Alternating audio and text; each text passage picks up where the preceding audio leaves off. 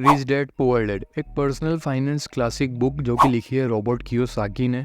तो आज की वीडियो में हम डिस्कस करने वाले हैं इसकी एक क्विक समरी और कुछ की लेसन्स जो कि हम बुक से सीख सकते हैं टू गेन फाइनेंशियल नॉलेज।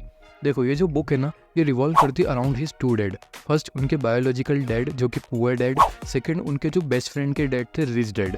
जो पुअर डैड थे वो हमेशा उनको एम्फेसाइज करते थे कि आप ट्रेडिशनल एजुकेशन के ऊपर, कि आप एजुकेशन लो, जॉब सिक्योरिटी, मनी सेव करो, पैसे बचाओ। जबकि उनके जो रिच डैड थे वो हमेशा उनको प्रमोट करते थे कि आप फाइनेंशियल एजुकेशन पे ध्यान दो, आप एंटरप्रेन्योरशिप करो, इन्वेस्टिंग करो। तो वो हमेशा उसी से रिलेटेड उनसे बात करते थे और उसी से रिलेटेड उनको बातें सिखाते थे, समझाते थे। वहीं रिच डैड उनको ये भी सिखाते थे different between assets and liabilities. उनको असेट्स का इंपॉर्टेंस समझाते थे, क्योंकि असेट्स आपकी जेब में पैसे डालते हैं, जबकि जो लाइबिलिटीज़ है वो आपकी जेब से पैसे लेके जाता है। तो अगर आपको वेल्दी बनना है तो आपको फोकस करना पड़ेगा कि आप इनकम जनरेटिंग असेट्स में इन्वेस्ट करें।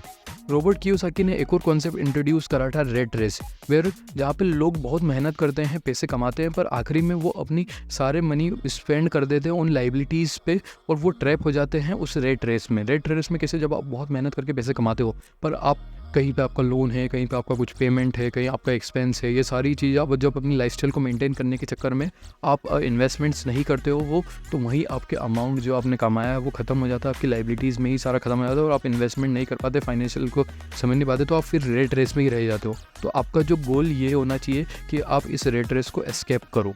एंड रिच डैड हमेशा उनको एम्फेसाइज भी करते थे आपका माइंडसेट शिफ्ट करने के लिए। वो हमेशा ये बोलते थे कि इंस्टेड ऑफ आप ये कहो कि यार मैं आई कांट अफोर्ड इट, मैं इसको अफोर्ड नहीं कर सकता, तो आप ये कहो कि how can I afford it. तो ये जो शिफ्ट है ये आपको इनकरेज करता है फाइनेंशियल क्रिएटिविटी के लिए। आपको कुछ ऐसी माइंड्स में आपका माइंड उस तरीके से प्रोसेस करने लग जाता है कि यार मैं क्या करूँ, किस तरीके से अफोर्ड करूँ।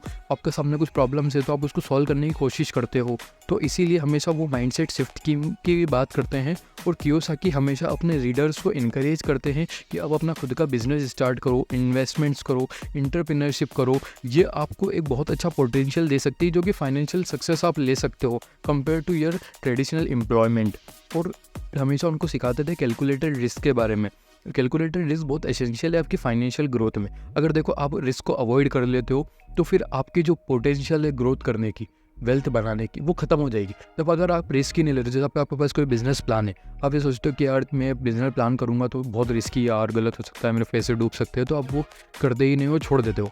पर वहीं अगर आप कैलकुलेटेड रिस्क लेते हो कि यार ये बिजनेस प्लान है, हाँ इस तरीके से मेरा प्लान है, इतना इतना, अगर मेरे गलत होता हूँ, मैं फेल होता हूँ तो मेरे को ये प्रॉब्लम हो सकती है, हाँ मैं यहाँ तक आ सकता हूँ, पर अगर मैं सक्सेस हो गया तो मेरा बिजनेस बहुत अच्छा, मेरे को सारी वो फाइनेंशियल इंडिपेंडेंस, फ्रीडम सब दे सकता है। तो जब आपने कैलकुलेटेड रिस्क ले लिया कि हाँ अगर मैं फेल होता हूँ तो मुझे पता है कि मैं यहाँ तक आऊँगा, तो फिर जब आपने वो रिस्क लिया और आपने अपना बिजनेस करा और अगर आप फेल नहीं हुए तो सोचो आप कहाँ जा सकते हो, आपके जो बिजनेस आपने सोचा था वो किस लेवल तक जा सकता है। तो कैलकुलेटेड रिस्क लेके अगर आपके पास कुछ प्लान है तो वो हमेशा ये बोलते हैं कि आप अपने बिजनेस को कैलकुलेटेड रिस्क के साथ करो। और हमेशा वो ये भी बोलते हैं कि आप अपना ध्यान किस तरीके से पैसिव इनकम स्ट्रीम्स बनाओ। देखो, आपकी जो पैसिव इनकम है ना, वो इन्वेस्टमेंट्स हो सकती हैं, रियल इस्टेट में, स्टॉक्स में, बिजनेसेस में। पैसिव इनकम आपको फाइनेंशियल सिक्योरिटी देती है, आपको फाइनेंशियल फ्रीडम देती है। तो आपका ध्यान होना चाहिए बिल्डिंग पैसिव इनकम।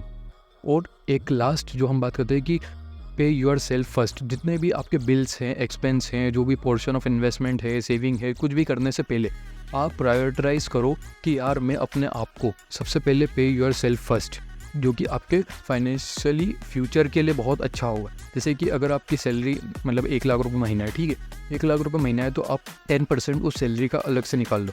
तो 10% जब आपने निकाले तो 10,000 निकल गए, 90,000 आपके पास बचे। तो अब 90,000 से आप अपने एक्सपेंसेस करो, उसमें से कुछ पैसा बचाओ, उसी में से कुछ इन्वेस्ट करने की सोचो, उसी में से जितने एक्सपेंस है, जो भी आपके लोन से या कुछ लाइफस्टाइल के लिए है, जो भी सारी चीज़ उसमें से करो। 10,000 को आप अलग सेट असाइड कर दो। जब आप एवरी मंथ करते जाओगे तो 12 मंथ के बाद आप देखोगे कि यार 1,20,000 रुपये मेरे पास इकट्ठे हुए। पर इकट्ठे करके ये नहीं करना है कि यार मैंने इकट्ठे कर लिया मैं अलमारी में रख देता हूँ। आपको ये करना है कि उस अमाउंट को आप किसी म्यूचुअल फंड में या कहीं पे इन्वेस्ट करते चलो, जिसपे कि उससे और रिटर्न जनरेट होता चले। जब आप नेक्स्ट ईयर करोगे तो उसकी वैल्यू और बढ़ गई, तो उस पर जब कंपाउंडिंग होते चले गए, आपके जो रिटर्न्स है वो बढ़ते चलेंगे, तो ये बहुत अच्छी वेल्थ वहाँ से ही बन सकती है। तो रिच डैड पुअर डैड एक बहुत अच्छी बुक है आपको फाइनेंशियल एजुकेशन देने के लिए। इसका जो मेन प्रिंसिपल हमें अंडरस्टैंडिंग करना है कि असेट्स और लाइबिलिटीज़। हमें अपने माइंडसेट को भी शिफ्ट करना है कि यार किस तरीके से हम फाइनेंशियल एजुकेशन करके एंटरप्रेन्योरशिप इन्वेस्टमेंट्स कर सकते हैं, और हमें इस रेट रेस से एस्केप करना है। तो फाइनेंशियल एजुकेशन के ऊपर ये बहुत अच्छी बुक है, रिच डैड पुअर डैड। तो आज मैंने आपको इसकी पूरी समरी दे चुका हूँ।